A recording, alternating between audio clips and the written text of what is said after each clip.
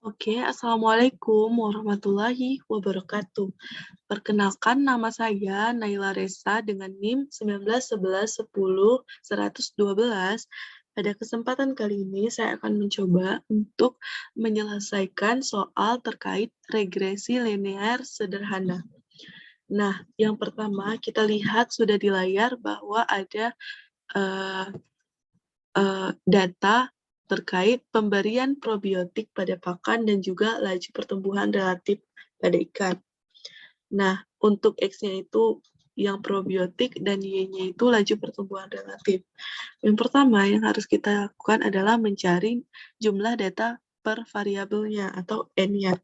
Kita klik sama dengan, kemudian kita klik count, terus kita buka kurung. Nah, kita lanjut, kita blok di mana aja, yang penting datanya, jumlah datanya sama. Kemudian kita tutup kurung, enter. Nah, sudah dapat hasilnya 8. Untuk mencari JX atau jumlah dari data X itu sama dengan, itu kita klik sum, kemudian buka kurung, kita blok nilai yang X. Ini. Nah, kita tutup kurung. Nah, kemudian enter. Lanjut kita yang JY juga sama, itu sum, buka kurung, terus kita blok yang nilai Y. Nah, kita tutup kurung, kita enter. Nah, untuk mencari jumlah kuadrat dari X atau JXX itu sama dengan sum SQ, kemudian buka kurung, kemudian kita klik nilai yang X. Nah, setelah itu kita tutup kurung, terus kita enter.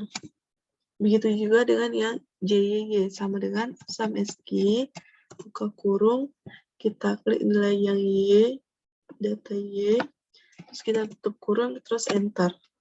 Nah, untuk yang JXY atau jumlah perkalian dari X dan Y, itu kita harus sama dengan, kita klik sama dengan, kemudian kita klik sum product. Nah, kita klik sum product, kemudian kita klik data X, kemudian kita, kalau di laptop saya itu memakai titik dan koma, jadi titik koma saya taruh di sini, terus yang kita klik juga yang Y. Maka terus kita tutup kurung. Terus kita enter. Nah, sudah dapat kan hasilnya. Lanjut kita ke rata-rata dari data X atau Rx.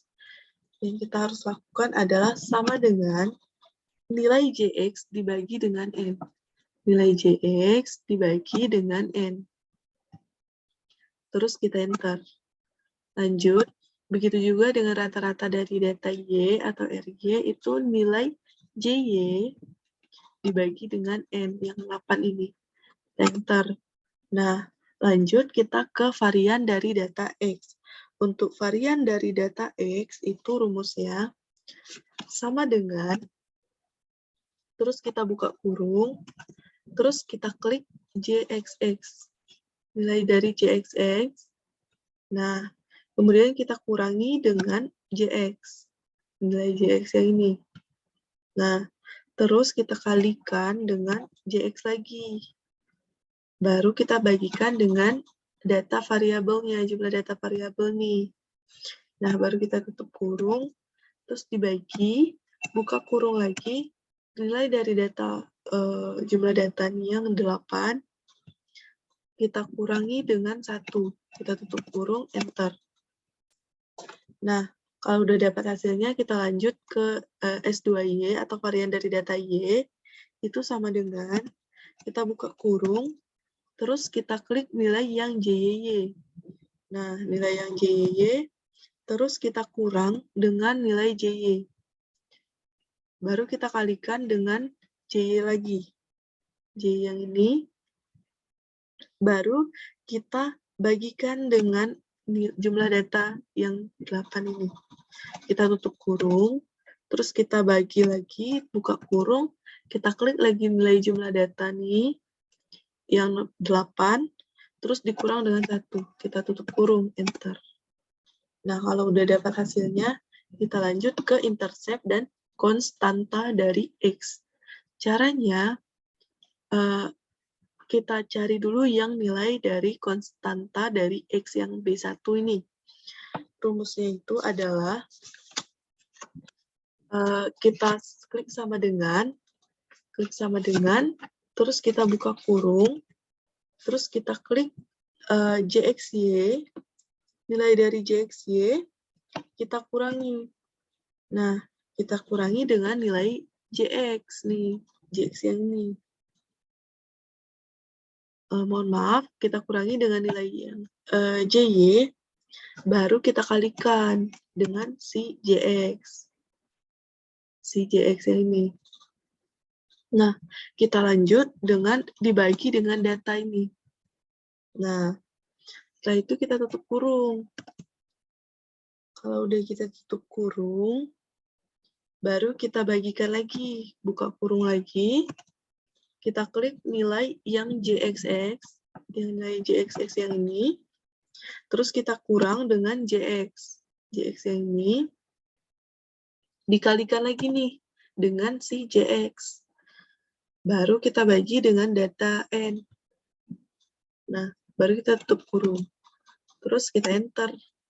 Nah, dapatkan hasilnya 4,1190. Nah, untuk intercept itu rumusnya sama dengan kita buka kurung, terus kita klik nilai yang JY. Nah, baru kita kurangkan dengan B1. B1 yang ini. Nah, baru kita kalikan nih dengan si JX. Kita kalikan dengan JX. Terus kita tutup kurung. Terus kita bagi dengan data yang 8 ini. Baru kita enter. Nah, dapatkan hasilnya 4,5357. Nah, lanjut kita masukkan ke dalam persamaan regresi linear sederhananya, yaitu Y sama dengan A tambah BX. Nah, kita lihat Y sama dengan A-nya berapa? A-nya kan 4,5357. Kita taruh di sini dan ditambah dengan BX. B-nya itu udah dapat, hasilnya itu 4,1190X. Nah, selanjutnya yang kita harus lakukan adalah mencari kuadrat. Mencari kuadrat dari regresi, total, dan juga sisa. Yang pertama harus kita lakukan itu untuk mencari regresi, yang regresi itu sama dengan, terus kita klik nilai B1, kita klik nilai B1 ini, terus kita kalikan, baru buka kurung. Kita buka kurung, kita klik nilai yang JXY. Yang JXY yang ini, terus kita kurang dengan JX. JX yang ini, baru kita kalikan dengan si JY. J yang ini. Nah, kita kalikan dengan si JY, baru kita bagikan dengan data N yang 8. Kita tutup kurung, enter. Lanjut, kita untuk JKT itu sama dengan, kita klik nilai yang dari JYY, kemudian kita kurangkan nih dengan si nilai JY.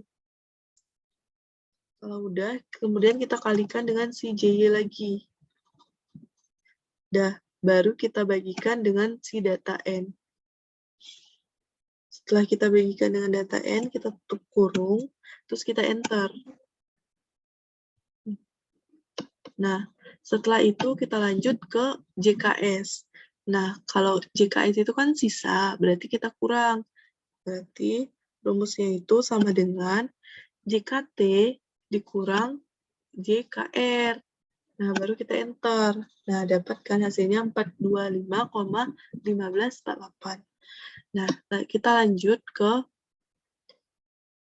mencari tabel sidik ragamnya. Nah, untuk mencari tabel sidik ragam, itu kita mulai dengan derajat bebas regresi atau DBR. Nah, karena kita mencari regresi linear sederhana, berarti variabelnya kan 1. Berarti kita taruh 1. Kalau misalnya variabelnya 2, berarti kita taruh 2. Variabelnya 2 itu biasanya dia untuk regresi linear berganda. Nah, kita lanjut. Untuk mencari sisa, itu kita harus tahu dulu totalnya. Nah, untuk mencari total itu, jumlah data kita kan 8. 8 dikurang 1 itu sama dengan 7. Berarti kita taruh 7 di sini. Nah, untuk sisanya, sisa itu kan pengurangan antara total dan regresi. Nah, kita taruh di sini sama dengan 6, karena 7 dikurang 1 itu 6. Jadi kita taruh 6. Selanjutnya, kita mencari jumlah kuadrat. Yang pertama, kita jumlah kuadrat regresi. Untuk jumlah kuadrat regresi itu kita pindahkan aja. Yang ini JKR. Nah, untuk JKS itu yang ini. Nah, untuk yang total itu yang ini. Bentar. Nah, untuk mencari kuadrat tengah, itu rumusnya adalah sama dengan kita klik nilai JKR yang jumlah kuadrat regresi itu dibagi dengan DBR yang satu ini. Begitu juga dengan yang bawah yang sisa dibagi dengan si DBR yang 6 ini. Nah, dapat hasilnya baru kita mencari F hitung. Rumusnya itu sama dengan nilai KTR kuadrat tengah yang regresi itu dibagi dengan nilai KTS. Nilai kuadrat tengah dari sisa sama dengan. Nah, dapat hasilnya, kemudian kita mencari F-tabel. Nah, untuk F-tabel rumusnya sama dengan pin V, kita buka kurung, kita klik 0,05, terus kita taruh titik koma, kita klik lagi nilai si regresi, derajat bebas regresi. Baru kita titik koma lagi, kita klik nilai sisa. Baru kita kurung, enter. Nah, sudah kita dapatkan kan F hitung dan F tabelnya, maka bisa kita tarik kesimpulan bahwasanya F hit lebih besar daripada F tab. Berarti maka tolak A0. Nah, dari kesimpulan itu, kita dapat simpulkan bahwasanya kesimpulannya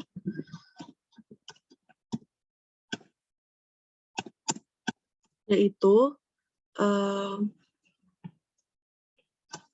berdasarkan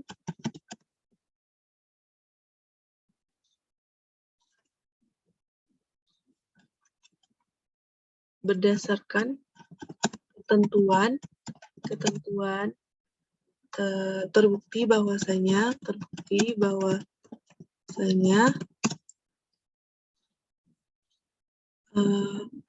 pemberian probiotik, karena kita akan membahas pengaruh dari probiotik untuk pertumbuhan reaktif ikan, kan? Jadi berdasarkan ketentuan terbukti bahwasanya setidaknya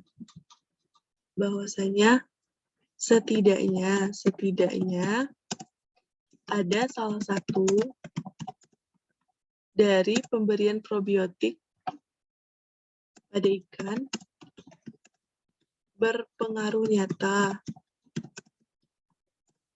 terhadap hasil tangkapan, terhadap pertumbuhan relatif ikan. Nah, ini kesimpulannya bisa kita tarik seperti ini. Nah, kita lanjut untuk membuat ANOVA-nya. Cara membuat ANOVA-nya itu, kita klik data, kemudian data analisis, terus kita cari yang kita scroll, cari namanya regression, kemudian kita klik OK, terus kita klik nilai yang Y-nya. Kita klik nilai yang Y, nah, kemudian kita itu lagi yang X yang ini. Selanjutnya, kita centang confident levelnya 95%, terus untuk output range-nya itu kita taruh di mana aja. Kita taruh di sini misalkan. Nah, kemudian baru kita tekan OK. Nah, sudah muncul kan? Sudah muncul tabel ANOVA-nya. Di sini kita bisa melihat bahwasanya yang ini itu namanya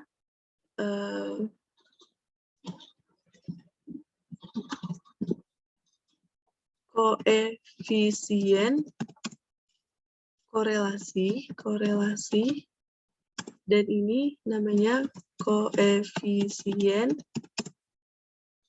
determinasi. Nah, untuk menarik kesimpulannya itu, kita simpulkan bahwasanya terdapat 95%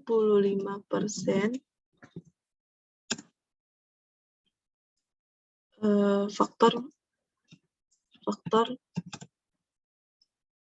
perubahan, faktor pengaruh. Selebihnya ada faktor lainnya yang mempengaruhi laju relatif pertumbuhan ikan. Nah, kalau kita lihat di sini koefisien determinasinya itu 91, berarti dapat kita simpulkan bahwasanya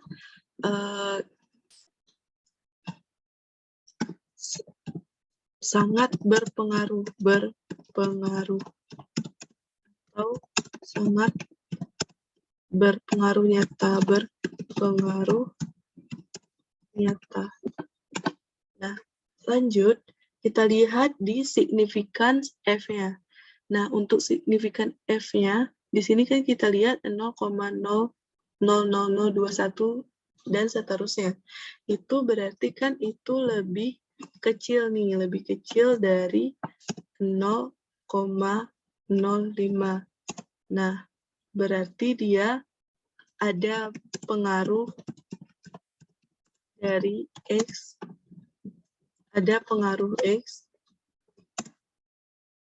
terhadap Y. Nih.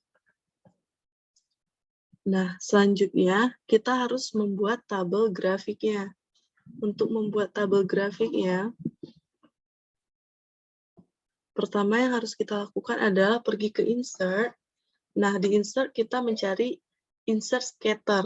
Kita pilih yang pertama, kemudian kita paskan posisinya di mana aja, terus kita klik kanan. Nah, setelah kita klik kanan, kita pilih select data. Di situ kita pilih yang add yang ini, terus kita lanjut ke select range yang series X values. Nah, kita klik nilai dari ini. Kita klik nilai dari judulnya, kemudian ke sini. Nah, lanjut ke series Y values-nya itu, kita klik dari judul yang Y sampai bawah. Nah, baru kita klik sini, kita klik OK. Baru kita klik OK lagi. Nah, sudah muncul kan? Nah, setelah itu yang harus kita lakukan adalah, itu kita hapus dulu nih, biar rapi. Kita hapus garis vertikal dan horizontalnya. Nah, setelah itu kita klik pada titik biru yang ini, terus kita pilih Add Thread Line. Baru kita pilih ke bawah, ini harus dicentang yang linear ya. Kemudian kita pilih ke bawah, kita klik yang display equation on chart dan display R square value on chart. Nah, baru kita close. Baru kita taruh, kita posisikan dia di tempat yang nampak. Nah, setelah itu yang harus kita lakukan adalah memberikan judul pada grafik ini. Nah, di sini kita taruh bahwasanya di sini hubungan antara probiotik dengan laju pertumbuhan relatif ikan. Nah, kita lanjut. Kita taruh untuk mendapatkan judul di sini dan di sini, kita pilih plus, kemudian axis title. Nah, baru kita di sini kita edit. Kita taruh judulnya, di sini kan terdapat laju pertumbuhan ikan. Laju pertumbuhan ikan. Buat dalam kurung, terus kita taruh persen. Karena dia per persenan gitu. Kemudian yang di bawah, itu kita taruh judulnya pemberian pakan. Pemberian pakan. Dalam kurung miligram. Nah,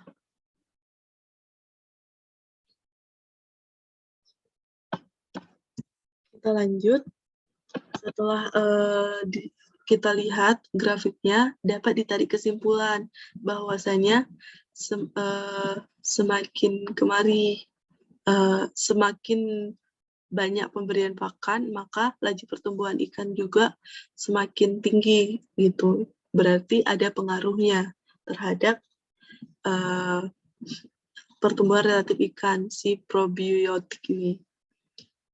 Nah, mungkin cukup sekian yang dapat saya sampaikan. Mohon maaf bila ada kesalahan.